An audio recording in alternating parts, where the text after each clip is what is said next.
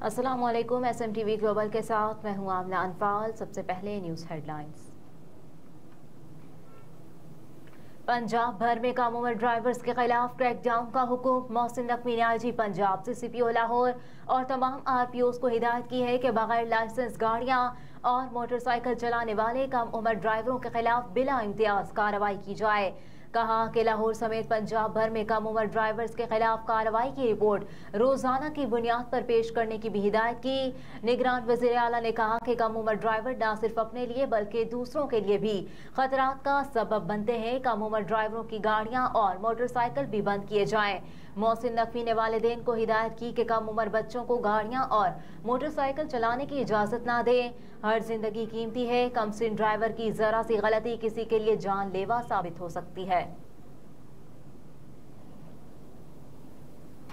चौधरी परवेज इलाही को अडियाला जेल में B class मिल गई। Lahore high court Rawalpindi bench के जज जस्टिस सदाकत अली खान ने रहनुमा तहरीक इंसाफ परवेज इलाही की जेल में ही क्लास समेत तमाम सहूलतें देने से मुतालिक दरखास्त पर समाअत की। चौधरी परवेज इलाही की तरफ से सरदार अब्दुल रज़ाक खान एडवोकेट अदालत में पेश हुए।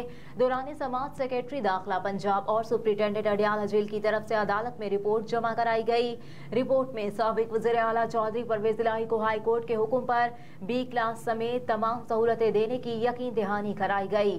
दौरान समाअत वकील सरदार अब्दुल रज़ाक खान ने अदालत को बताया कि परवेज इलाही को जेल में B क्लास की सहूलतें फराहम कर दी गई हैं। अदालत से इस्तदा है कि परवेज इलाही को घर के खाने और फैमिली से हफ्ते में 2 दफा मुलाकात की इजाजत दी जाए।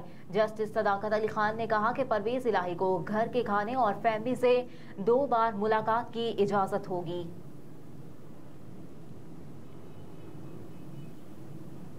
सरबरा अवामी मुस्लिम लीग और साबिक विफाकी वजीर शेख रशीद अहमद ने कहा कि जेल में रहकर भी इलेक्शन लड़ूंगा। Lahore high court Rawalpindi bench के बाहर मीडिया से गुफ्तगू करते हुए शेख रशीद ने कहा कि नवाज शरीफ ने बोलना शुरू कर दिया, अब मैं भी बोलूंगा। 1 जनवरी के बाद मैं प्रेस क्लबों का दौरा करूंगा। कहा कि चिल्ले से पहले हाई कोर्ट में पुलिस ने बयान दिया, उन पर कोई मुकदमा नहीं है। जितने मुकदमात में नाम है अदालत ने इसकी तफसीलात मांगी है। कल ATC में मेरी जमानतों पर फैसला है। साबिक विफाकी वजीर ने कहा कि जेल में रहकर भी इलेक्शन लड़ूंगा। लतीफ खोसा, एतजाज, सलमान अकरम, सरदार अब्दुल रज़ाक, सरदार शहबाज को वकालतनामे दे दिए हैं। अगर जेल में भी गया तो मेरे अटॉर्नी होंगे। शेख रशीद अहमद ने मजीद कहा, वो जो कहते थे वोट को इज्जत दो, वो भी बिलावल ने कल अनोखा लाडला से छीन लिया है। खतीजा शाह को 30 दिन के लिए नजर बंद करने का हुक्म। डिप्टी कमिश्नर लाहौर ने मारूफ फैशन डिजाइनर को अमन व अमान के लिए खतरा करार देकर 30 रोज के लिए नजर बंद कर दिया। खतीजा शाह की नजरबंदी का नोटिफिकेशन भी जारी। DC की जानिब से जारी होने वाले नोटिफिकेशन के मुताबिक मारूफ फैशन डिजाइनर को SP कैंट और डिस्ट्रिक्ट इंटेलिजेंस ब्रांच की सिफारिश पर नजरबंद किया गया। नजरबंदी के नोटिफिकेशन में कहा गया कि खतीजा शाह 9 मई को पुरतशद्दुद कार्रवाइयों में शरीक रही। खतीजा शाह के खिलाफ मवाद का जायजा लिया गया, वो दोबारा अमन व अमान की सूरत हाल खराब कर सकती हैं। नोटिफिकेशन में मजीद कहा गया कि अमन व अमान की सूरत हाल बरकरार रखने के लिए खतीजा शाह को 30 दिन के लिए नजरबंद किया जाता है। दूसरी जानिब खतीजा शाह की लीगल टीम ने नजरबंदी को लाहौर हाई कोर्ट में चैलेंज करने का ऐलान कर दिया। इंटरबैंक में डॉलर मजीद सस्ता। पाकिस्तान स्टॉक मार्केट में भी कमी। कारोबारी हफ्ते के 5वें और आखिरी रोज इंटरबैंक में डॉलर की कीमत में 38 पैसे की कमी हुई, जिसके बाद इंटरबैंक में अमरीकी करेंसी 287 रुपए पर ट्रेड कर रही है। गुज़िश्ता कारोबारी दिन के अख्ताम पर इंटरबैंक में डॉलर 287 रुपए 37 पैसे पर बंद हुआ था। अदालती निज़ाम में जिद्दत लाने का फैसला। चीफ जस्टिस ने कमेटी तश्कील दे दी। चीफ जस्टिस पाकिस्तान ने जस्टिस मंसूर अली शाह की सरबराही में नेशनल जुडिशल ऑटोमेशन कमेटी तश्कील दी है, जिसमें जस्टिस मोहम्मद अली मजहर के अलावा हाई कोर्ट्स और विफाकी शरीयत कोर्ट के जजेस भी शामिल हैं। सुप्रीम कोर्ट के एलामिये के मुताबिक national judicial automation committee artificial intelligence समेत अदालती निज़ाम में जिद्दत पर कौमी प्लान मुरतब करेगी। ऑटोमेशन कमेटी अदालती निज़ाम में डिजिटल जिद्दत लाएगी और इंसाफ की बेहतरी के साथ केसेस के तरीकाकार के लिए मोबाइल ऐप बनाएगी। एलामिये में कहा गया कि कमेटी अदालती निज़ाम और तहकीक में मसनूई जहालत को मुतारिफ कराएगी। जस्टिस मंसूर अली शाह समझते हैं कि अदलिया को टेक्नोलॉजी में जिद्दत अपनानी चाहिए। जस्टिस मंसूर अली शाह ने कहा कि दुनिया में सनती इनकलाब से टेक्नोलॉजी की तरफ बढ़ चुकी है। यही वक्त है पाकिस्तान के अदालती निज़ाम को जदीद टेक्नोलॉजी और तरबियती प्रोग्राम से रोशनास कराया जाए।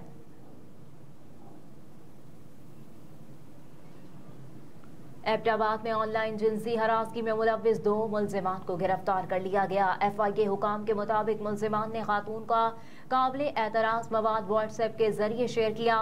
मुल्जिमान धमकी आमेज पैगामात के लिए इंटरनेशनल व्हाट्सएप नंबर्स का भी इस्तेमाल करते थे। हुकाम ने कहा कि मुल्जिमान से 4 मोबाइल फोन्स और सिम्स भी बरामद की गई हैं। मुल्जिमान के खिलाफ कार्रवाई का आगाज कर दिया गया है। रावलपिंडी शहर के लिए पब्लिक ट्रांसपोर्ट का एक और मंसूबा तैयार। शहर भर में 6 रूट्स पर फीडर्स बस सर्विस भी चलाई जाएगी। ट्रांसपोर्ट अथॉरिटी के हुकाम के मुताबिक मिनी बसें रावलपिंडी शहर और गिरदोनवाह के रूट्स पर चलाई जाएंगी, जो मुख्तलिफ रूट से मुसाफिरों को लाकर मेट्रो सर्विस के करीब तक लाएंगी, जहां से मुसाफिर मेट्रो बस सर्विस के जरिए अपनी मतलूबा मंजिल पर रवाना होंगे। इब्तदाई तौर पर 78 मिनी फीडर बसें शहर में चलाई जाएंगी। फीडर बस सर्विस का तमाम तर इंतजाम भी मेट्रो मास ट्रांसिट अथॉरिटी के कंट्रोल में होगा। हुकाम के मुताबिक बस सर्विस से railway station, Islamabad express way से रेलवे स्टेशन, ढोक कश्मीरिया से गंज मंडी, ढोक कश्मीरिया से TB अस्पताल, पैरोदहाई मोड़ से कश्मीर रोड, फैजाबाद इंटरचेंज से शमसाबाद, सादिकाबाद के जरिए काहना पुल के रूट्स पर चलाई जाएंगी।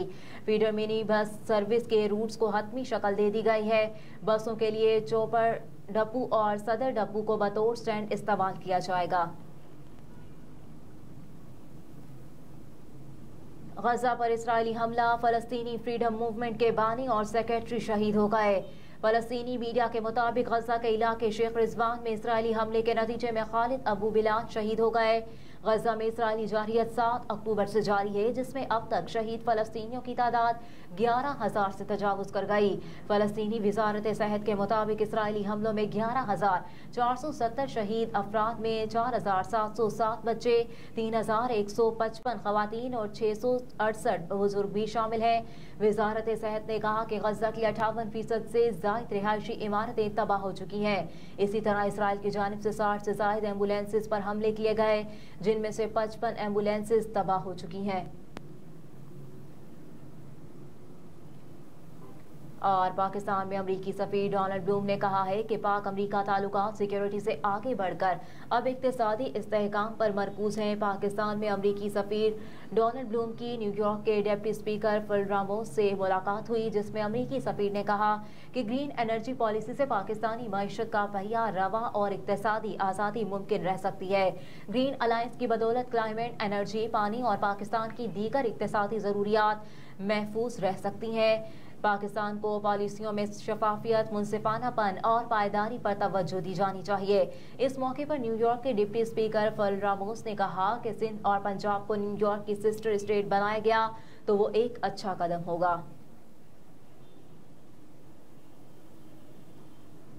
हेडलाइंस आपने मुलाहिजा की, इसके साथ ही न्यूज़ स्टूडियो से फिल वक्त इतना ही। आप देखते रहिए SM TV ग्लोबल।